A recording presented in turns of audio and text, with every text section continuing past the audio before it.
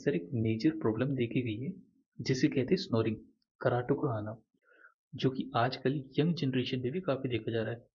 तो सर ये प्रॉब्लम होती क्यों है और इसका क्या सॉल्यूशन है? देखिए, लोगों को लगता है कि कराटे बहुत नॉर्मल नेचुरल प्रोसीजर है, बट इट्स नहीं है, ये प्रॉब्लम है। ये प्रॉब्लम ये है। प्रॉब्लम है, लोग हम्म, इसको जनरली अवॉइड कर देते हैं, नज़रअंदाज कर देते हैं। बट ये प्रॉब्लम है और ये खासकर ये यंग जनरेशन में भी हम देख रहे हैं। बहुत बड़ा कॉमन कॉज़ है इसका ओबेसिटी, मोटापा, ओके। कराटों के लिए। हमारे लाइफ़स्टाइल, हम एक ही जगह पे बैठे रहते हैं, पूरा दिन भर बस टीवी देख रहे हैं या काम कर रहे हैं, काम की वजह से भी, और ओके। वहीं पे खा रहे हैं, स्ट्रेस। स्ट्रेस ईटिंग कर रहे हैं, ओके। या स्ट्रेस है लाइफ में कोई ओके। चीज़ ओके। का, या कई लोग अल्कोहल भी लेते हैं, तो रात को जैसे ड्रिंक करके सो गए, हाँ। तो that will cause an obesity and eventually any muscle in the body hmm. Will have some fat over right, that right. ना। तो वो ग्रो करेगा, वो बढ़ेगा, वेट आएगा। तो जिसकी वजह से जब सांस हम लेते हैं, तो सांस पीछे एक यूवुला होता है, तालू भी जिसे बोलते हैं, हाँ। वहां से जाती है, उसके पीछे से सांस जाती है नीचे। ओके। अब वो वहां पे अगर बढ़ रहा है, या जो मोटे लोग होते हैं, उनकी टंग जो होती है, जबान जो होती है, वो जी। पीछे जब हम लेटते हैं तो वो पीछे की तरफ गिर जाती है।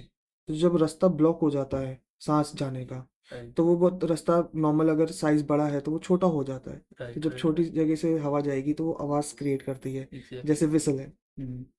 हम विसल ब्लो करते हैं तो वो छोटी सी हवा राइट, हर राइट। जगह से आवाज़ हम्म। निकालते हैं ना। तो वैसे ही खराटे आते हैं बॉडी में। हम्म। तो सबसे सबसे पहले तो हम यही कर सकते हैं कि हम लाइफस्टाइल लाइफस्टाइल आपका। मॉडिफाई करें। Right, okay. खाने पीने पे ध्यान रखें, एक्सरसाइज करें हम्म। रेगुलर, अल्कोहल अवॉइड कर सके तो अवॉइड करें, हम्म।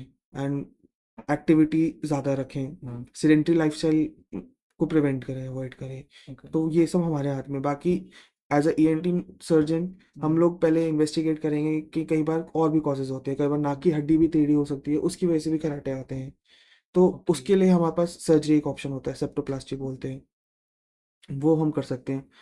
अगर यूवुला बहुत ज़्यादा बड़ा है, ओवरहैंग कर रहा है, हम्म। तो उसकी वजह से भी हो सकता है, तो उसकी भी आजकल सर्जरी होती है, उसको साइज़ छोटा करा जा सकता है लेज़र से जाके।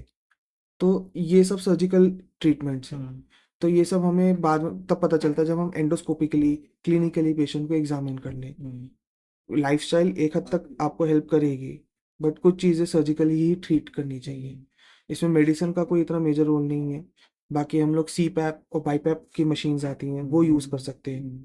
और आजकल तो टेक्नोलॉजी एडवांस होती जा रही है जैसे जैसे, तो हम वापस एक वैसे के लिए स्पेशल क्लिनिक्स होते हैं, स्लीप एपनिया क्लिनिक्स बन गए हैं। ओके। तो वहाँ पे स्पेशल तरीके की मशीन्स आती हैं, जहाँ पे आपको टेस्ट किया जाता है, आपको सुलाया जाएगा एक तरीके स्पेशल तरीके की मशीन पहनाकर। हम्म। फिर उसमें आपका इवैल्यूएशन किया जाएगा कि आपकी नींद बीच बीच में कितनी बार टूटी है। ओके। और फिर उसके बाद हम उसके रिपोर्ट के बेसिस पे देखेंगे कि ये कितना सीवियर है और आगे कितने सीवियरिटी में जा सकता है। ओके। साथ में हम नेजल एंडोस्कोपी से हम कॉजेज तो पता लगा ही सकते हैं, नेजल एंड लेरेंजियल एंडोस्कोपीज मतलब होती हैं। मशीन से आप सारा एनालाइज कर सकती है। हाँ जी। ओके। तो ये सब मिलके हम लोग इन्वेस्टिगेट करके कॉज पे आ सकते हैं कि पर्टिकुलर कॉज क्या है इस पे।